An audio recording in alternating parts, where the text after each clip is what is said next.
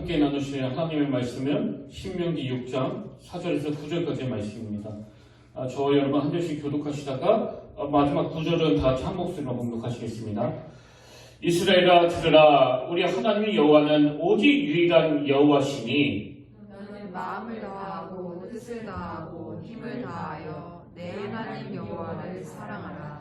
오늘 내가 내게 명하는 이 말씀을 너는 마음에 새기고 내 자녀에게 부지런히 가르치며 집에 앉을 때에든지 길을 갈 때에든지 누워 있을 때에든지 일어날 때에든지 이 말씀을 강론할 것이며 너는 또 그것을 내 손목에 매어 기호를 삼으며 내 미간에 붙여 표로 삼고. 우리 다 하시겠습니다. 또 내 집 문설주와 바깥문에 기록하였지니라. 아멘. 할렐루야. 반갑습니다. 우리 함께 인사 나누기로 원합니다. 참 잘 오셨습니다. 참 잘 오셨습니다. 그리고 또 이렇게 인사하기를 원합니다. 믿음의 명문 가정이 되시기를 바랍니다.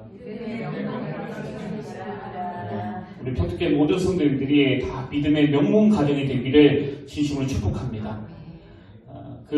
프랑스의 어느 기자가 책을 썼는데요. 그 책 제목이 너의 죄를 사하노라, 이런 제목입니다. 이 책은 프랑스에서 활동하는 그 40여 명의 신부들이 경험했던 그 고해성사를 묶어놓은 책이라고 하는데요. 그 책에 보면 기자가 신부님들께 이런 질문을 던집니다. 사람들이 가장 많이 하는 그 고해성사가 무엇입니까? 그랬더니 신부님들이 답하기를 이 고해성사의 70%가 불륜이나 포르노 중독, 또 성매매와 같은 성적인 문제였다, 이렇게 답하시더라는 거예요. 그러면서 이제 거기에 어느 신부님이 경험한 사례 하나를 드는데요. 어느 부인이 이 신부님을 찾아왔답니다. 그리고는 고백하기를 자기가 불륜에 빠졌는데 그 상대방 남자가 자기 남편도 아는 사람이라는 거예요. 그렇게 불륜을 고백하고 어느 정도 시간이 지난지는 모르지만 되게 웃기는 게요. 이번에는 그 불륜을 저질렀다고 고백했던 그 부인의 남편이 또 이 신부님을 찾아온 거예요. 그리고는 그 남편이 고백하기를 자기도 그 불륜에 빠졌다는 겁니다. 근데 여러분 진짜 웃긴 게 뭔지 아십니까? 그 남편이 불륜에 빠진 상대방이 누구인가 하니까요. 지금 자기 아내가 불륜에 빠진 그 상대방 남자라는 거예요. 지금 우리 어른들이 이게 도대체 무슨 얘기지 이게? 저도 이 이야기가 이해가 잘 안 돼가지고 처음에 이게 뭔 얘기지 이게? 저는 그 내용을 읽으면서 요즘 우리 청년들 사이에서 그 우프다 이런 말들을 한다고 하는데, 여러분 이 우프다가 무슨 뜻인지 아시죠? 웃기면서 슬프다. 그게 되게 웃기는데 참 슬픈 거예요. 이게 지금 이 세상이 어떻게 돌아가는 건가? 그런가 하면 또 우픈 이야기가 하나 더 있는데요.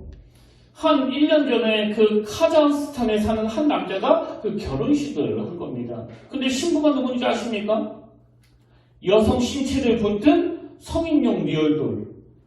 이건 뉴스에도 직접 나왔던 내용이에요.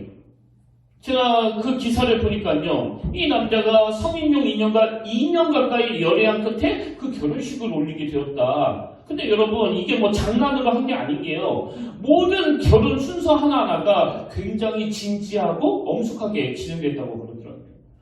제가 그 내용을 전하는 기사를 한번 읽어드릴게요. 들어보십시오. 결혼식에 모인 하객들은 행복한 커플의 아름다운 출발을 아낌없는 박수로 축복하고, 신랑은 그 성인용품과 함께 커플 댄스를 추기도 했다. 무엇 하나 다를 게 없는 평범한 결혼식의 모습이다. 그리고는 그 남자가 언론에 인터뷰한 걸 거기다가 써놨는데 이렇게 말했습니다. 우리의 이야기는 섹스 그 자체보다도 훨씬 더 나를 흥분시킨다. 모든 기준이 그저 성적으로 흥분시켜주는 그 대상. 그 대상이 인간이든 그게 동성이든 그게 이성이든 그게 성인용 인형이든 전혀 중요하지 않다는 거 아닙니까? 그래서 제가 그 내용을 쭉 보면서 이건 우프다고 하기보다는 좀 역겨운 것 같아요. 그리고 이런 애들이 몇몇 정신 나간 사람들만의 그 돌반적인 문제가 아니구나. 제가 이런 생각이 자꾸 드는 거는 그 예전에 본 기사 같은데요. 머리 기사가 이랬습니다. 남자 넷 여자 둘 내무반 여성 징병제 노르웨이의 파격적인 시도. 제가 이 기사 내용을 보니까 이 노르웨이가 2016년도부터 그 여성 징병제를 실시하고 있다고 하는데요. 놀라운 게 뭐냐? 그 혼숙을 한다는 거예요, 혼숙을. 그래서 배치하기를 그 숙소에 남자 넷, 여자 둘. 아예 처음부터 이렇게 배치를 한다는 겁니다. 아니, 여러분, 그 노르웨이가 뭐 숙소에 방이 모자라가지고 이렇게 했겠습니까? 그냥 대놓고 남자는 여자도 이렇게 혼숙으로 배치를 하는데 뭐 그 과정에서 뭐 반대가 있었는지 없었는지는 제가 잘 모르지만요. 이런 게 통용이 되고 있다는 게 뭘 의미하겠습니까? 그만큼 지금 유럽 사람들이 그 생각과 의식이 우리하고는 완전히 다르다는 거예요. 남녀가 혼숙하는 게 뭐가 잘못됐지? 그래서 제가 두려워하는 게 두 가지가 있는데요. 하나는 뭐냐? 이 고삐가 뿔려버린 인간 자유의 추구는 끝이 없다는 거예요. 동성애로 시작해가지고 이제는 그 수관, 동물과 인간이 성행위를 하는 뭐 이런 말도 안 되는 정말 입에 담는 것조차도 민망한 그런 짓들을 이제는 유럽의 어느 나라에서 법으로 허용한다. 그리고 여러분 이것도 너무 심각하고 끔찍한 일인데 이게 지금 이렇게 멈춘 상태가 아니고요. 계속 끝감기 없이 가고 있는 거 아닙니까? 우리 자녀의 자녀 세대쯤이 되면 도대체 이 세상이 앞으로 어떻게 굴러갈지를 알 수 없는 그게 저를 자꾸 두렵게 만드는 거예요. 그런가 하면 제가 두려워하는 게 또 하나 있는데요. 여러분 지금 유럽의, 미국의 이런 병들고 타락한 가치관과 문화 앞에 오늘 우리 대한민국 청년들이 그대로 노출되어 있는 상황 아닙니까? 요즘 청년들은 한국 드라마보다는 무슨 넷플릭스라든지 뭐 디즈니라든지 이런 매체를 통해 가지고 그 미국 드라마를 본다고 그러는데 여러분 그게 가랑비에 못 쫓는다고요. 지금 우리 청년들이 뭐 우리랑 얼굴은 비슷하지만 이 가치관과 문화는 유럽과 미국의 영향을 받고 있는 거예요. 근데 여기에 반해가지고 오늘날 이 교회의 영향력은 얼마나 무기력합니까? 교회가 힘을 쓰지 못하는 거예요. 그 청년들에게.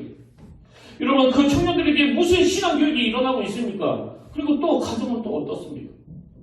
뭐 잠이나 지어주고 밥이나 먹여주는 거지 그 아이들의 생각을 무섭게 자극해 가는 그 사단의 공격 앞에 지금 우리가 뭘 도와주고 있느냐는 거예요. 그래서 두려운 겁니다. 이런 점에서 저는 오늘 본문 말씀이 굉장히 중요하다고 생각하는데요. 오늘 본문 신명기 6장 4절부터 9절 말씀은 그 쉐마 본문으로 알려진 유명한 말씀이거든요. 그리고 오늘 이 본문 말씀은 가나안 진입을 눈앞에 둔 그 백성들을 향한 지도자 모세의 설교예요. 근데 이 말씀에서 모세가 자녀 교육에 대해서 얼마나 강조하는지 자 본문 신명기 6장 6절부터 한번 보십시오. 오늘 내가 내게 명하는 이 말씀을 너는 마음에 새기고 내 자녀에게 부지런히 가르치며 그러면서 실제적인 예를 쭉 드는 거 아닙니까? 내 자녀에게 부지런히 가르치며 집에 앉아있을 때든지 길을 갈 때든지 누워있을 때든지 일어날 때든지 이 말씀을 강론할 것이며 너는 또 그것을 내 손목에 메어 기울을 삼으며 내 미간에 붙여 표로 삼고 또 내 집 문설주와 바깥문에 기록할지니라.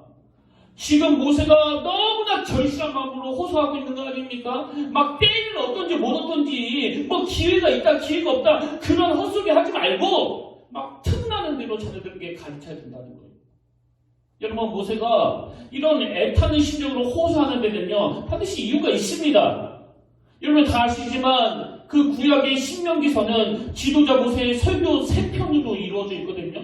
오늘 본문 6장은 그 3편의 설교 중에서 두 번째 설교에 해당되는 말씀인데 이 두 번째 설교에서 모세는 이제 너희 세대들이 너희 자녀 세대들이 그 가나안에 진입하게 되면 그 타락한 가나안의 문화에 노출이 돼 정말 끔찍한 일이 일어나기 때문에 지금 부모들이 중심을 갖고 자녀 교육을 하지 않으면 안 된다는 거예요. 지금 모세는 두려워하면서 선포하고 있는 거 아닙니까? 여러분도 아시지만 지금 이 모세의 설교를 듣고 있는 대상은 출애굽 2세대예요. 출애굽 2세대. 제가 예전에 한번 이 출애굽 세대를 1세대, 2세대, 3세대 그렇게 나눌 수 있다고 설교했던 기억이 있는데요. 출애굽 1세대는 애굽에서 태어난 사람들 아닙니까?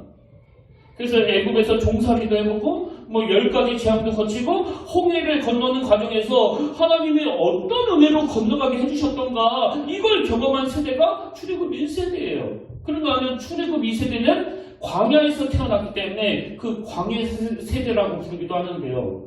그들은 광야에서 태어나 그 가나안에 들어가서 전국전쟁을 치렀던 세대들입니다. 그러니까 지금 이 모세의 설교를 듣고 있는 사람들은 출애굽 2세대예요. 이 출애굽 2세대는요. 자기 부모들이 경험했던 애굽의 10가지 재앙을 통해서 하나님이 어떻게 인도해 주셨고, 그리고 또 앞길이 막힌 그 홍해길에서 하나님은 어떤 능력으로 갈라주셨는가, 이걸 경험해 보지 못한 세대예요. 그 대신에 1세대 부모로부터 계속 전해 들은 거 아닙니까? 너 홍해를 건널 때 그 하나님의 은혜가 얼마나 놀랐는지 아니? 그리고 그 못된 바로왕의 강팍한 신령을 깨트리기 위하여 하나님께서 어떤 능력으로 돌파하게 하셨는지 아니? 니들은 그 10가지 재앙 경험해보지 못했잖아. 그렇게 밑에 어른들에게 그런 얘기를 계속 전해드렸던 세대가 이 2세대고요. 그런가 하면 출애굽 3세대는 가나안 세대. 그래서 그들은 이제 가나안에서 정착해서 안정을 추구하던 세대들이다. 이렇게 설명할 수가 있는데, 저는 이게 너무나 흥미로운 게, 그때 그 상황이 오늘날 우리 대한민국 그리스도인들에게 딱 들어맞는 이야기인 거예요. 뭐 여러 번 말씀드렸지만, 저는 오늘 본문으로 말하면 출애굽 2세대예요. 그런가 하면 우리 윗대 아버지 어머니 세대는 출애굽 1세대입니다. 그래서 처음 예수님을 경험하고 그 어린 시절에 보릿고기를 겪을 때, 또 살면서 이런저런 결핍을 만날 때 늘 하나님이 만나와 메추라기로 먹여주시던 그 은혜에 감격하고 참 눈물이 마르지 않던 그 세대가 저희 부모님 세대라면, 그런 면에서 저는 출애굽 2세대예요. 우리 아버지, 어머니가 겪었던 그 생생한 하나님의 놀라운 은혜, 우리 부모님이 겪은 거에 비하면 제 경험은 너무나 미미하지만, 그러나 저는 어릴 때부터 그 얘기를 계속 듣고 자랐거든요. 진짜 집에 쌀떡이 떨어져 있을 때, 자식들에게 그 육성의 비를 주지 못해서 전전긍긍하고 있을 때 우리 하나님이 어떤 은혜로 이것들을 다 돌파시켰는지 아니? 너희들은 절대 모를 거야. 계속 그런 말씀을 들으면서 자랐다 보니까요. 뭐 제가 직접 그 은혜를 경험한 건 아니지만 제가 이렇게 목사가 되는 게 그렇게 어렵지 않았습니다. 이게 2세대들의 특징이에요. 근데 여러분, 우리 다음 세대들, 여러분의 자녀들 세대는요, 3세대. 윗대 어른들이 경험한 그 놀라운 은혜를 경험하지 못한 세대일 뿐만 아니라 엎친 데 덮친 격으로 가나안에 딱 진입했는데 그 가나안 원주민들의 말로 다 할 수 없는 그 타락한 문화에 노출되어 있는 세대가 바로 지금 3세대 아이들이에요. 그래서 저는 오늘 본문 말씀에서 이 지도자 모세의 심정이 너무너무 마음에 와닿는 겁니다. 그리고 여러분도 아시지만 모세의 그 신음소리 같은 탄식을 무시해버렸기 때문에 나중에 그들이 말로 다 할 수 없는 타락과, 그리고 그 사사시대라고 하는 그 도덕적으로 영적으로 아주 끔찍한 범죄를 저지를 수밖에 없는 그런 결과가 시작이 되는 거 아닙니까? 이런 배경을 가지고 오늘 본문에 다시 한번 보십시오. 4절 5절입니다. 이스라엘아 들으라. 여기 나오는 들으라가 이게 히브리어로 쉐마거든요. 쉐마. 그래서 이걸 가지고 쉐마 부문이라고 하는데, 지금 뭘 들으라는 겁니까? 그다음 보십시오. 우리 하나님 여호와는 오직 유일한 여호와시니 너는 마음을 다하고 뜻을 다하고 힘을 다하여 너의 하나님 여호와를 사랑하라. 지금 여러분 모세가 여기 쉐마 본문에서 두 가지를 강조하는데요. 첫 번째로 강조하는 게 뭐예요? 유일하신 하나님을 인정해야 된다는 거예요. 그리고 유일하신 하나님을 인정할 뿐만 아니라 그 여호와 하나님을 사랑해야 된다는 거예요. 그래서 이거 요약하자면 한마디로 이렇습니다. 제발 중심을 잡고 살아라. 중심을. 이게 뭐 온갖 잡심들이 판치는 그 가나안에서 나는 뭐 이 잡심도 사랑하고 저 잡심도 사랑하고 이렇게 중심 없이 살면 안 되고, 나는 유일하신 여호와 하나님 그분만 사랑하겠다는 그 중심이 있어야 된다. 이게 쉐마 교육이에요. 쉐마 교육. 근데 이 중심이 딱 잡혀있지 않으면, 이 쉐마 교육이 이루어지지 않으면 이제 가나안에 들어가서 그 타락한 문화가 유입이 될 때 거기에 너희 자녀들이 영향을 받을 수밖에 없다는 거 아닙니까? 그리고 오늘 이건요, 우리와 우리 자녀들에게도 그대로 통한다고 저는 생각합니다. 지금 우리의 가치관에 너무나 혼란하게 만드는 이 시대지만 딱 이 쉐마 교육을 가지고 나는 여호와 하나님을 내 삶의 중심에 모시겠다. 나는 그 여호와 하나님만을 사랑하겠다. 이 중심이 잘 세워져 있으면 뭐 흔들리지 않는 거 아닙니까? 그래서 저는 몇 주 전부터 정말 떨리는 마음으로 오늘 설교를 준비했는데요. 여러분, 저는 여러분 가정에서 일주일에 한 번이라도, 매 주일 저녁에 한 번이라도 우리 온 식구들이 같이 식사를 하고 같이 대화를 나누는 시간을 좀 가지면 좋겠습니다. 뭐 요즘에는 거의 다 뭐 우리 가족이 뭐 이렇게 얘기하는데요. 저 어릴 때는 식구라는 말을 더 많이 했던 걸로 기억하거든요. 그래서 최근에 어느 글에 보니까요, 이 가족은 일본식 한자고요, 이 가족의 순 우리말이 식구라고 하더라고요. 전에 말씀드렸죠. 식구는 뭘 강조하는 겁니까? 글자 그대로 먹을식, 밥식, 먹을식, 있고. 그러니까 한마디로 밥 같이 먹는 게 식구라는 거예요. 근데 여러분, 오늘 이걸 잃어버리고 사는 게 우리 현대인들 아닙니까? 일주일에 한 번이라도 우리가 이걸 좀 회복하자는 거예요. 그래서 저는 오늘 본문 말씀을 중심으로 해서 정말 가정마다 이 식탁이 회복되기를 원하는데, 그저 밥 같이 먹자는 그게 포인트가 아니고요. 정말 이 식탁이 회복되기 위해서 우리가 가져야 될 목표, 이걸 제가 한 3가지로 정리해봤습니다. 여러분, 오늘 본문을 중심으로 우리가 가져야 될 그 첫 번째 목표가 뭐냐? 그 식탁에서 신앙적인 대화를 회복하자는 거예요. 신앙적인 대화를 회복하자. 7절. 내 자녀에게 부지런히 가르치며 집에 앉아있을 때든지 길을 갈 때든지 누워있을 때든지 일어날 때든지 이 말씀을 강론할 것이며, 여기 나와있는 강론할 것이며, 이 부분을 NIV 그 영어 성경으로 보니까 talk about them 이렇게 되어 있더라고요. 저는 이게 참 마음에 와닿습니다. 바로 하나님의 교육 방식이 이런 대화 형식의 교육 아닙니까? 오늘 본문 4절에서도 이스라엘아 들으라! 그리고 그 타락한 백성들을 향하여 너 나하고 변론 좀 하자, 변론 좀. 이게 다 대화 아닙니까? 최근에 제가 인터넷으로 그 어느 강의를 듣는데요. 그 강사님이 여자분이에요. 근데 이분이 하는 말이, 자기가 결혼하고 보니까 남편이 책을 안 읽는데, 안 읽어도 막 너무 안 읽더라는 거예요. 그래서 이게 되게 독특하다. 아니 어떻게 이렇게 책을 안 읽게 그랬는데요. 어느 날 이분이 그 시댁에 가서 보고 깜짝 놀랐다는 겁니다. 시댁에 갔더니요, 막 대화가 너무나 활발하더래요. 누가 뭐 말이 되는 소리를 하든 또 안 되는 소리를 하든 중간에 딸 자르지 않고 면박 줄이지 않고 막 다 수용하면서 대화를 나누는데, 아마도 이 강사님의 친정은 좀 그런 분위기가 아니었나 봐요. 뭐 대화도 별로 없고, 또 대화하면 막 면박을 주는 그런 분위기에서 자랐는데, 그 시댁을 보고 이분이 너무나 놀란 거예요. 그러면서 그 강의에서 이분이 그 책 안 읽는 남편에 관하여 어떤 결론을 내렸는지 아십니까? 그 시댁의 활발한 대화를 보고 이렇게 결론을 내렸대요. 우리 남편 책 안 읽어도 된다. 이 대화가 이 정도로 활발하고, 그 대화 가운데 여러 가지 지혜와 지식이 오갈 수만 있다면 뭐 따로 책 읽을 필요가 있나? 여러분, 이 여자분의 생각이 정말 옳은 게요. 제가 이번 설교를 준비하면서 그 밥상머리의 작은 기적이라는 책을 구해서 읽었는데, 그 책에 보니까 하버드 대학교의 캐슬린 교수가 이런 말을 했더라고요. 가족 식사를 자주 하고 식탁에서 활발한 의견이 오가는 가정의 아이는 책을 읽어주는 부모의 아이보다 훨씬 더 많은 어휘력을 가지고 있더라. 여러분, 책을 왜 읽어주는 거예요? 어휘력을 더 늘리고 어린아이들의 그 사고를 더 넓히기 위해서 부모가 자꾸 책 읽어라 그러는데, 밥상머리에서 식탁에서 부모와 활발한 의견이 오가는 대화가 잘 이루어지는 아이는 그 어휘력이 굉장히 풍성해진다는 겁니다. 그리고 말을 많은 거는 부모를 만난 그 자녀들은요, 그렇지 않은 자녀들보다 언어 능력이 훨씬 더 우수하다는 거예요. 여러분도 아시지만 이 어휘력은 학업 성적하고도 굉장히 밀접한 관계를 갖고 있는 거 아닙니까?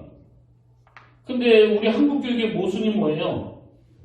애들 성적 올리려고 학원 보내고 또 학원 보내려고 그 밥상머리 교육이 일어나지 않으니까 이게 지금 뭐 어떻게 돌아가고 있는 건지 모르겠습니다. 몇 년 전에 그 초록우산 어린이재단에서 가족과 함께 보내는 하루 평균 시간이 얼마나 되는지를 그 설문조사했는데요. 여러분 얼마나 될 것 같으세요? 딱 13분이래요. 13분. 지금 뭐 하숙하고 있습니까? 이걸 가족이라고 할 수 있습니까? 오늘 예수 믿는 우리가 이 세상 문화 스케줄에 놀아나고 있는 거예요. 자녀와는 전혀 소통이 되지 않고 대화할 거리도 없고 그저 잠이나 재워주고 용돈이나 주는 거 말고는 아무것도 못하는 사이에 오늘 여러분 무슨 미국 드라마니 넷플릭스니 이런 걸 통해가지고 우리 아이들의 가치관이 상상하기 어려울 정도로 역겨운 유럽 문화에 역겨운 미국 문화에 노출이 되어 있다고 하는데 여러분 이걸 어떻게 그냥 방치할 수 있겠냐고요. 그래서 일주일에 한 번이라도 우리가 함께 저녁 식사를 나누면서 좀 하나님 이야기도 하고 너희 부모님, 너희 할아버지가 어떤 은혜를 받아 우리 가정이 여기까지 오지 않느냐. 네 아빠가 만난 하나님, 네 엄마가 만난 하나님의 그 놀라운 얘기 좀 들어봐라. 이걸 하자는 거예요. 이걸.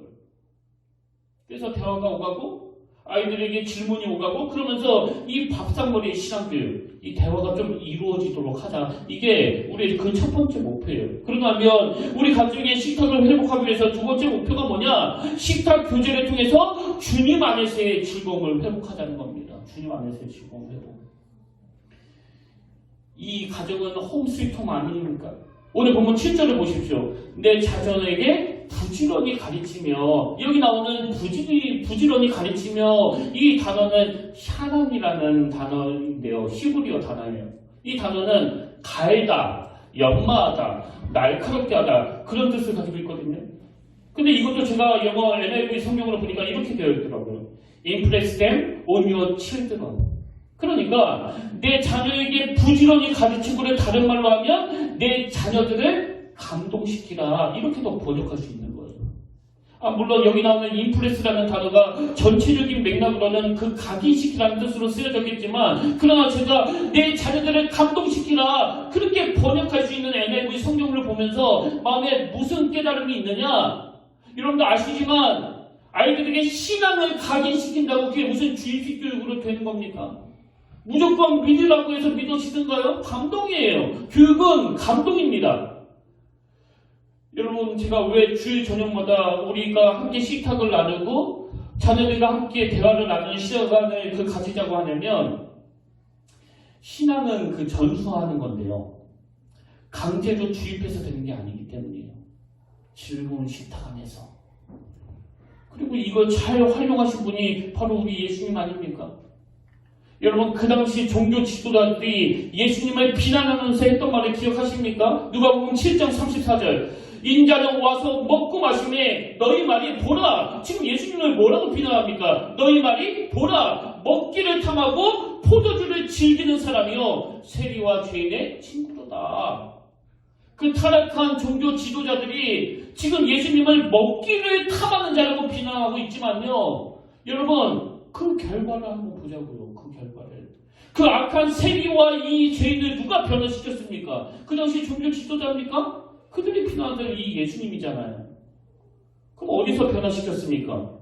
그 악한 세리와 죄인들을 초대해서 함께 식탁을 나누던 그 예수님의 밥상에서 그들의 변화가 시작되는 거 아닙니까?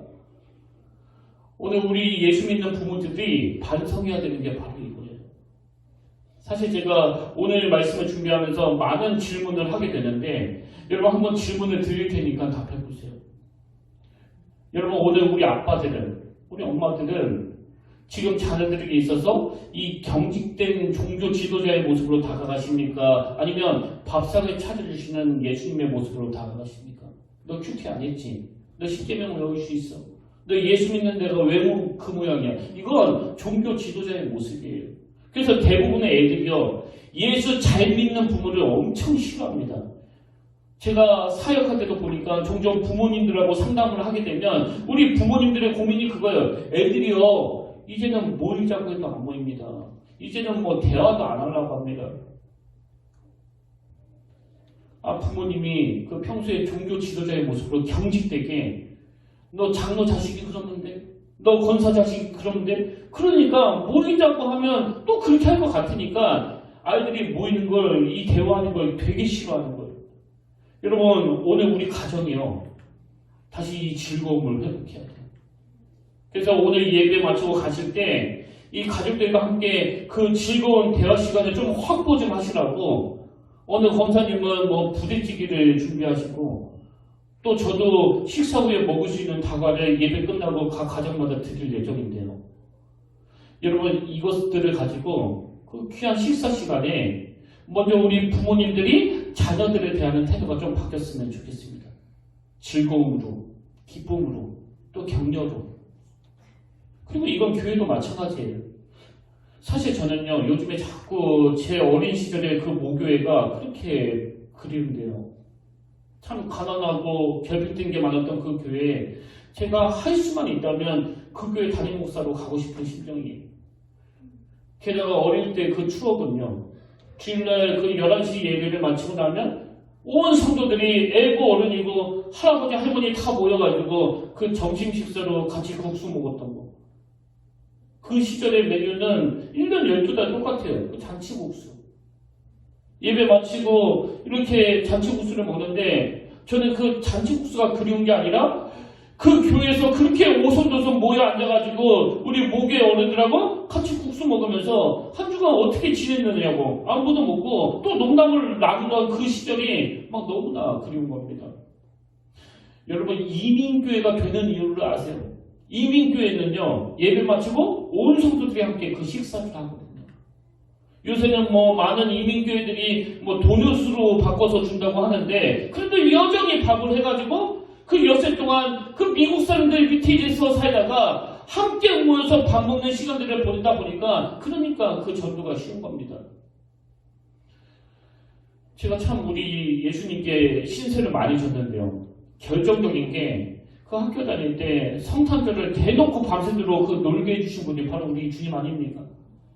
그래서 크리스마스가 되면은 막 해방이다. 그래서 막 밤새도록 뭐 IM 그라운드 뭐 그렇죠? DVD 밤새도록 놀아도 뭐 누구 하나 그렇게 뭐라고 하지 않고 그렇게 새벽 4시, 3시까지만 이렇게 놀다 나면 또 우리 권사님들은 저기에서 국밥을 해요. 국밥을. 그때는 잔치국수 아닙니다. 국밥이에요. 따끈한 그 국밥을 만들어가지고 얘들아 이제 밥 먹으러 와라. 그러면 그 새벽 4시에 먹는 그 국밥 맛은 지금도 잊을 수가 없습니다. 그렇게 국밥 한 그릇 말아먹고는 이제 조를 나눠가지고 그 새벽송 그 불이 들어오는 그 작은 초를 들고서 하나씩 들고 막 갔던 기억이 나는데 내 기억으로 그 별똥별이 쏟아지던 그 새벽이 지금도 잊혀지지가 않아요. 요새는요 그 추억이 있어가지고 가끔 그 하늘을 딱 쳐다보는데 그때 뭐 다 쏟아져 버렸는지 아마 하늘을 봐도 이 별똥별이 보이지가 않습니다. 여러분 저는 정말 단 한순간이라도 그 시절로 돌아갔으면 좋겠습니다. 이게 교회예요.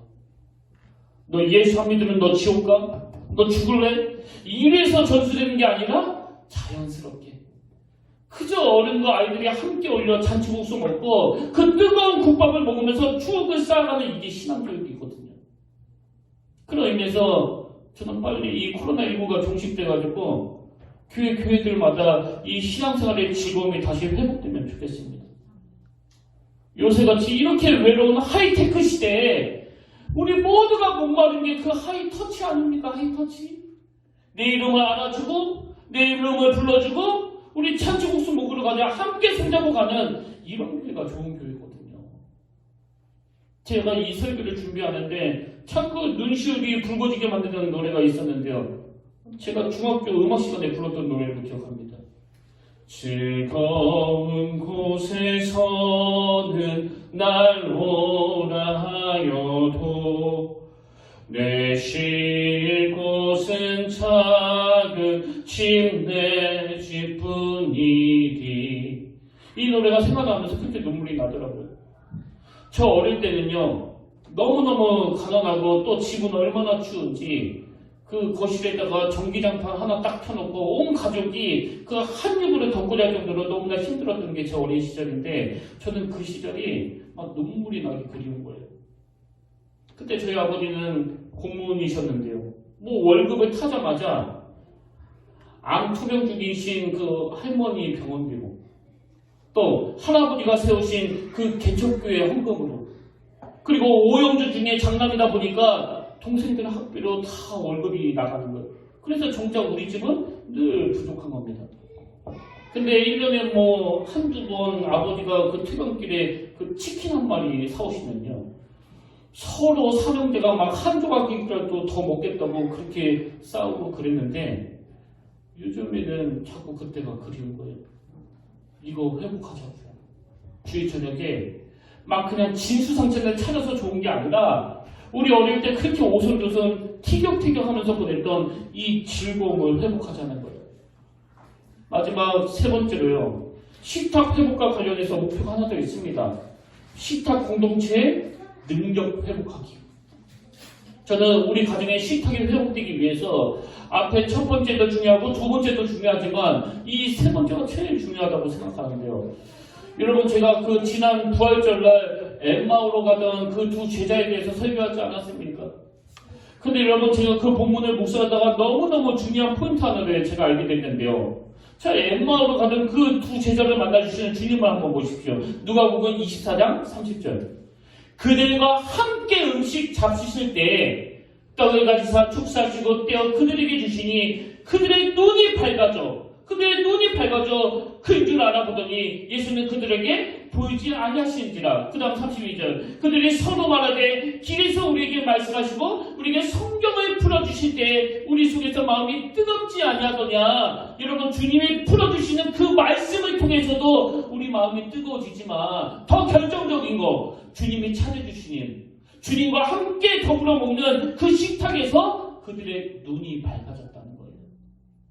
그런 의미에서 신앙의 전수는 뭐 앉혀놓고 너 한번 뭐 십계명 외워봐라, 사도신경 외워봐라 이렇게 해서도 전수가 되겠지만 저는 주님을 모신 여러분의 그 따뜻한 밥상에서 여러분 자녀들의 그 영안이 열려지는 놀라운 은혜가 있기를 바랍니다. 그리고 구약의 엘리야가 경험한 게 바로 이거예요.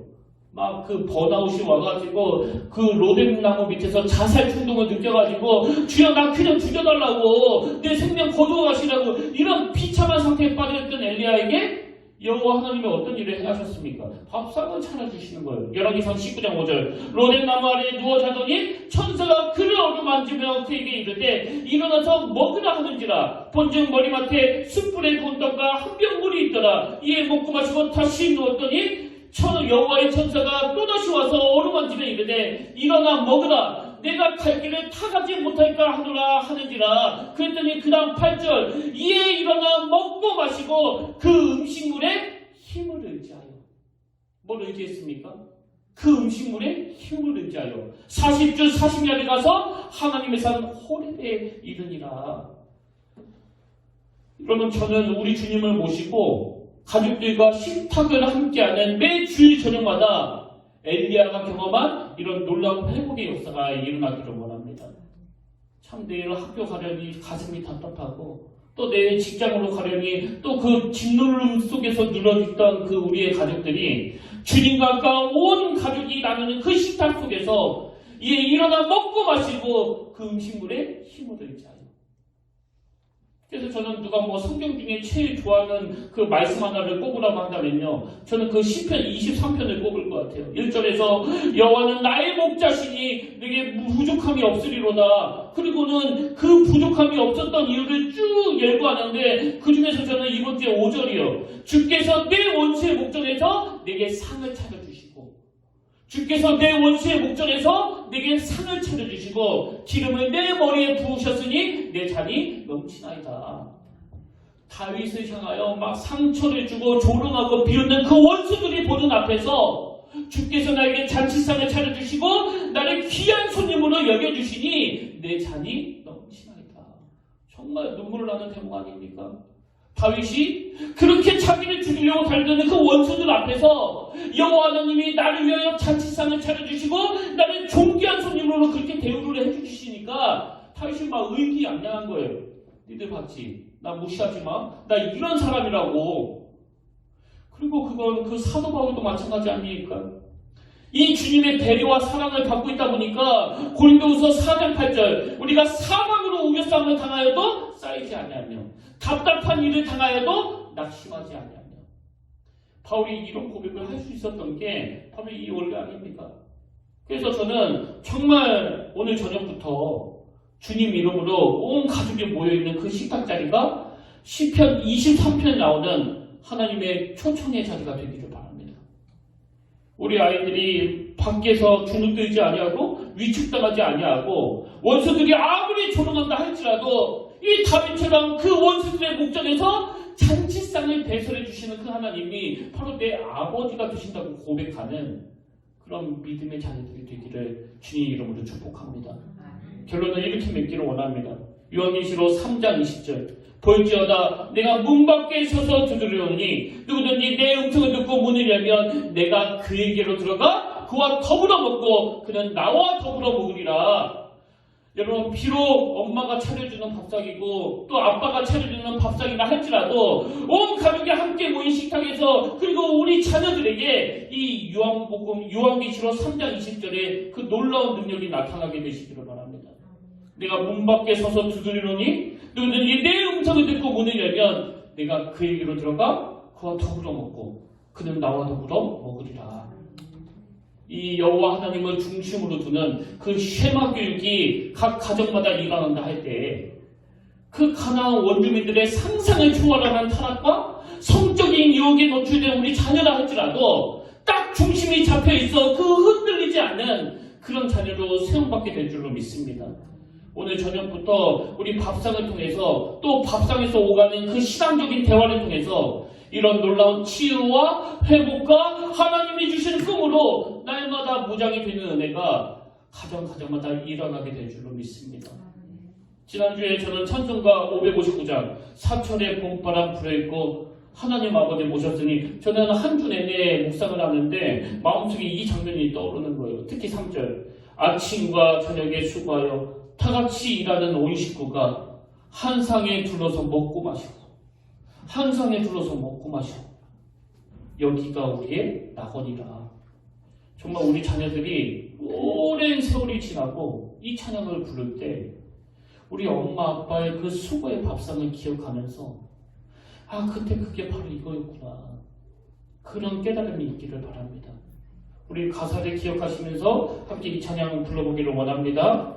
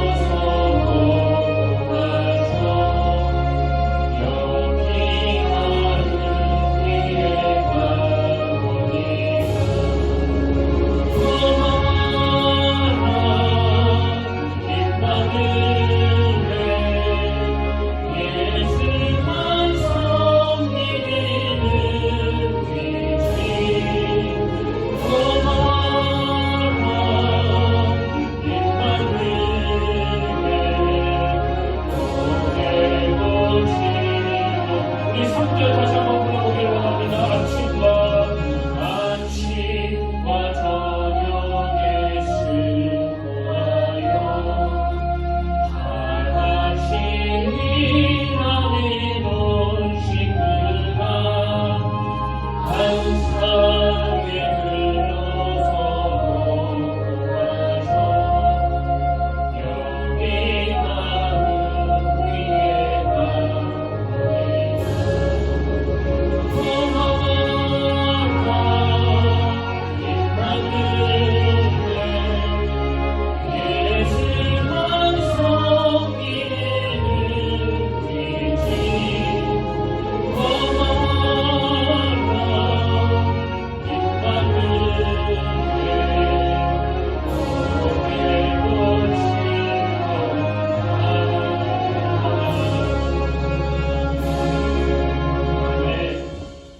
살아계신 하나님 아버지, 오늘 저희들에게 이 아름다운 예배를 허락하시고 영적으로 잔치를 배설해 주시는 은혜에 감사를 드립니다.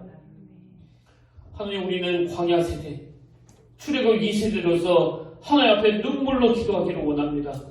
오늘 우리 자녀들을 향하여 이 상상을 초월하는 그 유혹들, 그 가치관을 빼앗으려는 말로 다 할 수 없는 공격이 난무하는 이 세상에서 하나님 아버지, 우리 자녀들의 불쌍히 여겨주시고 우리 윗대 부모님들이 누렸던 너무너무 생생한 하나님의 은혜, 그 홍해를 갈라주시고 만나로 굶주린 배를 채워주시고 불기둥 구름기둥으로 인도해주시고 여기까지 재앙들로 돌파해주셨던 그 놀라운 은혜를 우리도 맛보고 경험하게 하여 주시옵소서.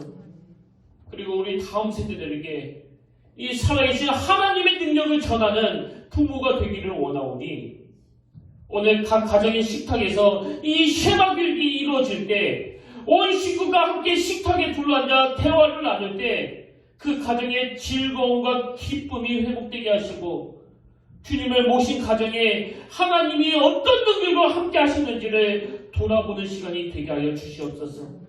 살아계신 하나님 아버지, 그렇게 인도하여 주실 줄 믿사오며 존귀하신 예수의 이름으로 감사기도 드립니다. 아멘.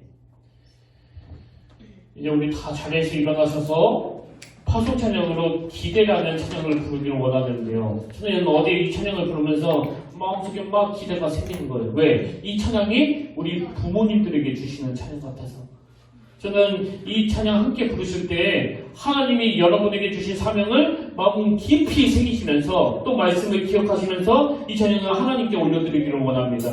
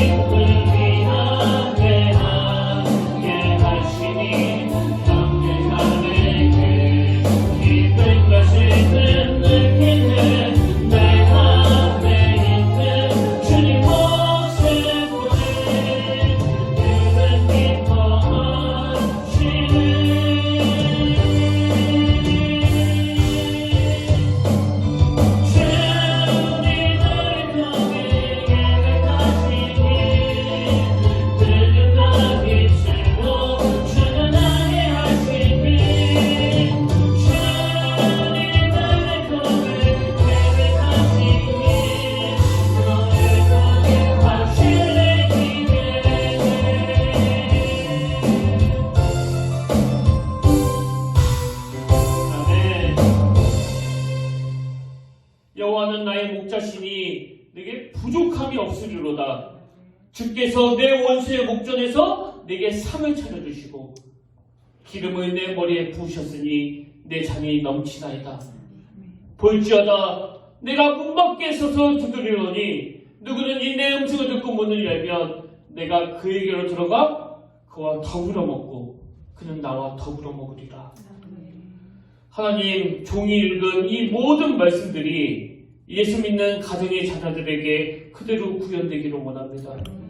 엘리야가 그 악한 원수와 싸우는 가정에서 영적인 침체가 오고 차라리 내 목숨을 거두어 가시라고 그렇게 절망하며 로덴나무 아래 있을 때 여호와 하나님 그에게 밥상을 차려주시고 다시 일어나 달려갈 힘을 공급해 주셨다면 우리 성도님들에게도 그리고 그들의 자녀들에게도 온 사방에서 상처 주고 조롱하는 그 원수들 앞에서 아버지 잔치상을 차려주시고 너무나 존귀한 손님으로 초대해 주시는 그 주님을 경험하게 하시고 세상에서 절대 위축되지 아니하고 기죽지 아니하고 비참해지지 아니하며 당당하게 그 원수들 앞에 능력의 하나님이 내 아버지가 되신다고 고백하는 이번 한 주간이 되도록 인도하여 주시옵소서.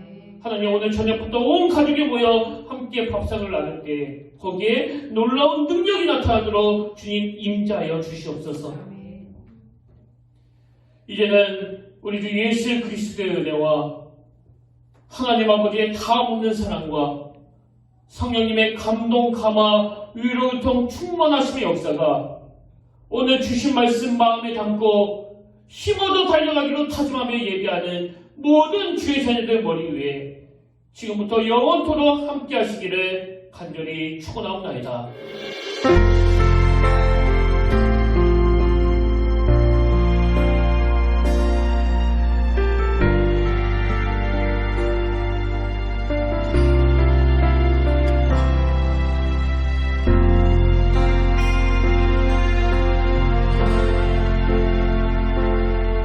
지금 서 있는 이곳에서 높임을 받으소서.